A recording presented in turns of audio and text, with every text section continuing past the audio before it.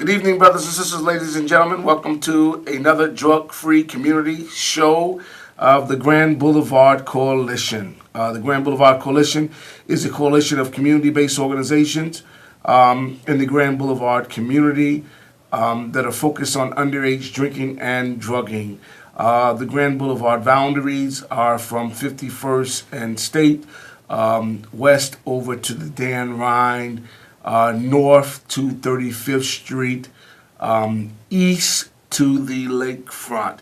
I should start off by mentioning a few of our sector partners. Number one is Recovery 2000 Executive Director, Miss Izetta Walton.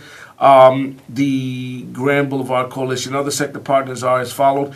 The Institute for Positive Living, Reverend Maurice Coverson, Centers for New Horizon, Miss Crystal Hamilton, Greater Harvest Missionary Baptist Church, Pastor Eric Thomas, and we also have, I did mention Citizens on the Horizon, the Green Light Movement, Miss Roxanne Jackson. One of our business sector partners is Mr. John Cook of the Bronzeville Community Clubhouse. We also have an educational sector partner in Mr. Kareem Pender. And I'm sure by now I've probably left off a few. We'll mention them as we move forward. I guess the weather, which it kind of threw me a little bit. This weather in Chicago kind of reminds me of a woman that I once knew. Anyhow, well, this is a live show. 312-738-1060. I don't even have my glasses tonight. 312-738-1060. This is a live show. We're talking about drug-free communities. We're talking about communities, and we're talking about young people and preventing underage drinking and drugging in our communities. More specifically, on the south side of Chicago, the Grand Boulevard community. I omitted our civic partner, which was one of our most important partners, is the Alderman of the 3rd Ward, Alderman Pat Dow, who's been very supportive in the work that we've been doing to decrease the usage of underage drinking and drugging by young people in the community.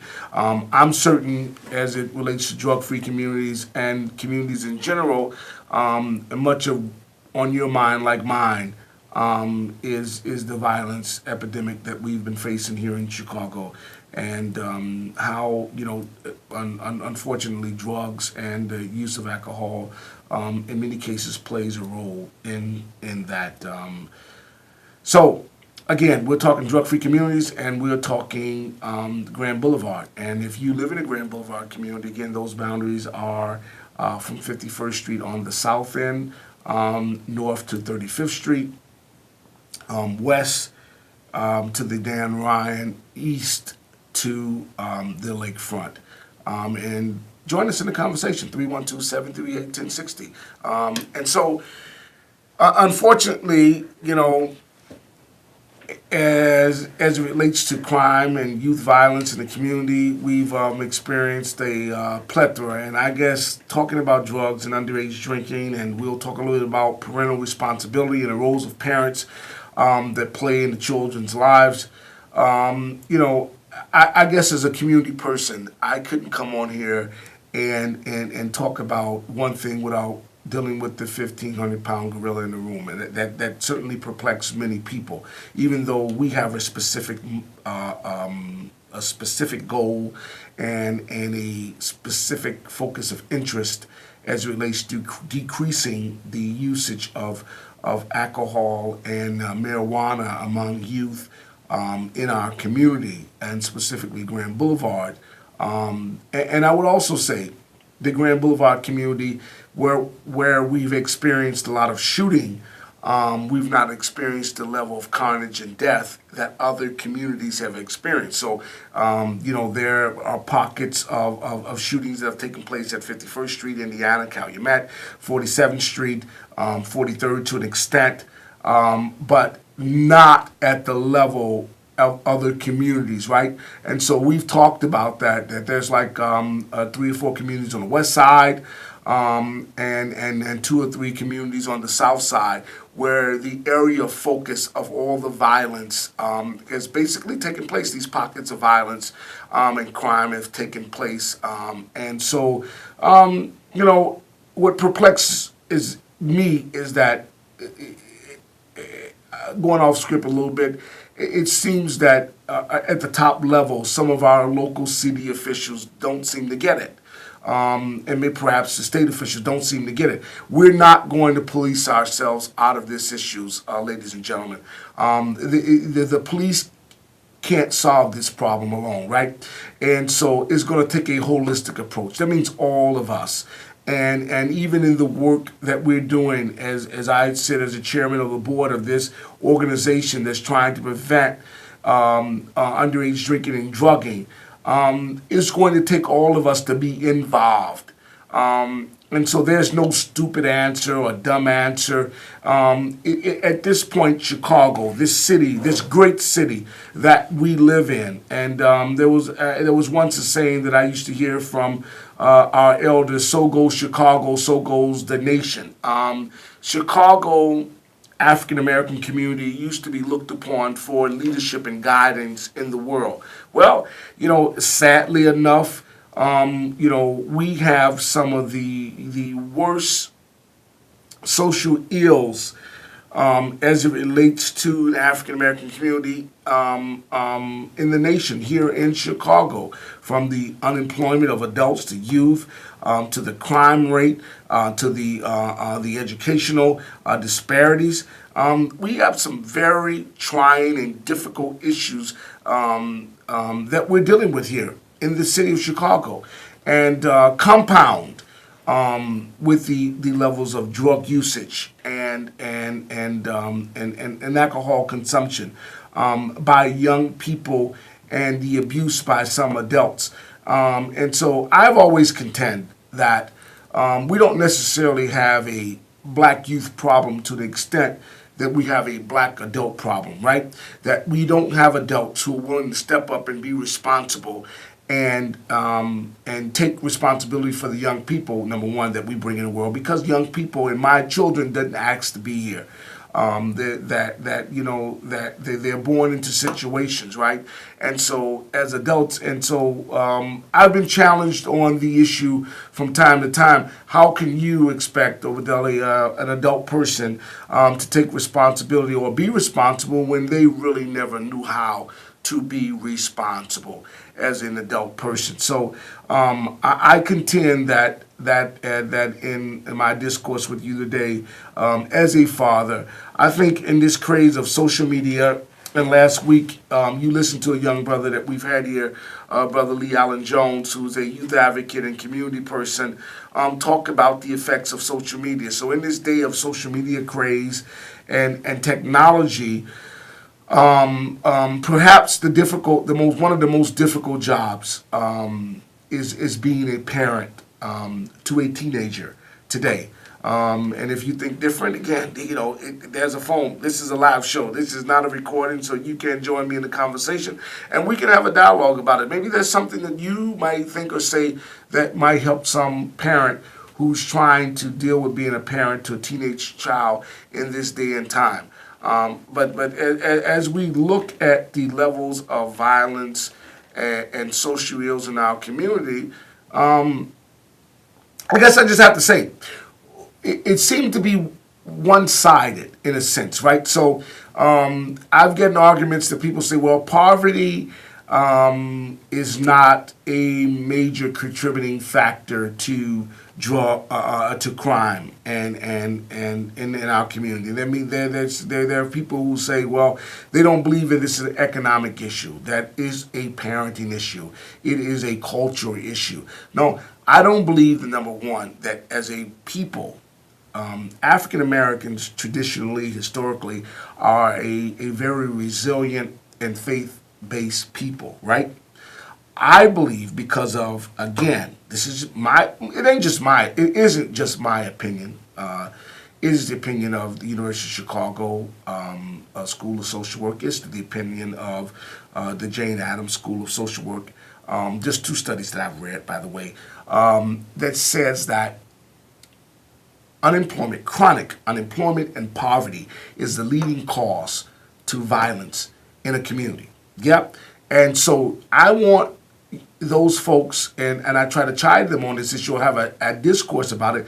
I want those folks who tell me that it's not an economic issue. Show me any other community, point to one, Hispanic, Asian, any one that has the level of unemployment and the level of educational and social deprivation that the African American community has, and then show me their levels of violence.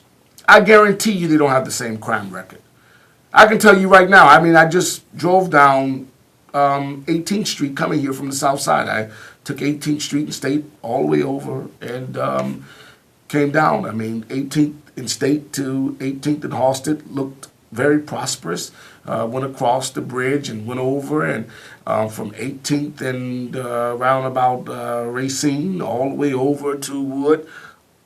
I didn't really see a difference. Actually, I saw a kind of a cultural difference in the sense that one community is more Caucasian and another community more Hispanic. But you know what I didn't see? I didn't see, the levels of deprivation. I didn't see guys standing on the corner hanging out, and it's drizzling outside, of course. But early today, I was down 47th Street and 51st, and whether it's drizzling, snowing, and cold, our brothers, unfortunately, and some of our young sisters are out hanging out, trying to peddle drugs, and mainly marijuana and loose cigarettes, or asking adults to go in and buy them blunts or buy them. We have these social quality of life issues in our community, and again, I want to equate it back to the levels of poverty or the lack of divestment in our community, which brings me to the city council on yesterday. I want to know, what is this mayor thinking? And I say this is a person who supported Rahm Emanuel. He is totally aloof, out of touch. It is almost tantamount to me saying that this guy, who won based upon the black support. Clearly, it was no mandate a year and a half ago. He won by 60, 70,000 votes, and the black community voted for him in record numbers. So I can understand why yesterday $60 million of contracts flowed out of the city council, and the African American community, and I'm being conservative, we will probably reap the benefit of around $4 million of that. And none of it was directly directed at the South and West Side for anti-violence, boots on the ground type of initiatives, which Stevie Wonder and Ray Charles, if he was living, could see that's where the resources should go. I mean, in those areas where we have these hot pockets of violence and crime, you should make those levels of investments. I mean, we don't need any more trees in our community. I mean, it's clearly time out for beautification projects in a city that I think is already beautified. At least one part of it is. So, I just got some grave concerns as it relates to that. And I know that I'm teetering off a little bit from the mission here of talking about underage drinking and drugging among young people. But these are symptoms of the abject poverty and the divestment and the degradation in our community and the depravity that we faced, are contributing factors to why we have young people who self-medicate. And I see we have a caller, so I'm going to digress for a moment and take the call. Caller, you on the air. Yes, good evening. Good evening, sir. I was just listening to your last speaking, and you were speaking of some things of our people on the corner selling blunts and whatever. Well, listen. Well, trying to buy blunts, caller. They're selling loud. Yeah. Wherever they selling. But before you was even born, people were still doing that. I don't know why people, you think that what you're saying is something like is brand new. This has been going on, man, before your time. And you think that the problem is our mayor? I think that is totally just completely wrong. If you think that Donald Duck will come in here and help us, because I have heard you talk about him, and then you will complain about our mayor, a lot of things we need to do ourselves. Again, People have been doing this, all cultures have been doing this since the beginning of Chicago. You got to remember where you live at, Chicago. This is nothing new. But the thing is, why it's probably so more, you remember in the Depression time, there was even more people out. Well, it's a little bit more of a recession than a depression. But another thing, people then were looking for work. People now, they don't want to work. And I'm not going to say 100%, but a lot of people, a lot of young people, it's way different. It's worse Well, now. let me engage you for a moment before you hang up, right? So you said don't blame the mayor. Okay, fine. Then I don't blame the mayor. What is your solution as it relates to the issue that we have in our community? What we need to do, we need to tear our solution down. Quit looking for leaders. We have to pull our bootstraps up and learn to be people. Again, what is done, just say 40 years ago, is not being done now. I wonder why. What was done 40 years ago? Because I'm 44. So tell me what was done 40 40 years years ago. ago, you had a village, you had family, you had people, you had a community. I remember you from down 55th. I remember people used to walk down 55th like it was downtown. 63rd Street, they walked down there like downtown. You couldn't go up on 71st Street back in the early 60s. I mean, it was something. But again, it doesn't make no difference. People raise their kids. Everyone has a little accountability. Even the man down the street, he saw you doing something wrong, he was going to chastise you. Right, Now right. So, people, so, so you threw out a lot of things, but I'm gonna challenge you again. What is the difference between 40 years ago and today? And I'm telling you that I'm 44, and I've listened to you. So tell me now, what is the difference between 40 years ago and today? it's a lot of words I could put in there. Respect, hold it, respect, um, no concern about other people's lives. They don't care. People just don't care. Do you How believe? can Do you believe? Then do you believe? So I'm gonna ask you this question. Do you believe or think that there's a direct correlation between poverty, abject poverty, and the social ills of our community today? Caller? no, Okay. All right. no. Okay. Now hold it. You are one of the guys, and you know it.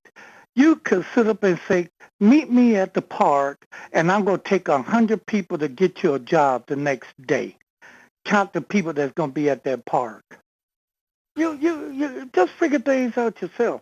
Again, I appreciate you coming on every week and giving us information and saying things. And it's a shame. The ones who really, really need to be listening, they not. But again, let's quit throwing problems to everyone else. We got to start with yourself. Let me tell you, if you stand still, you will never make it home.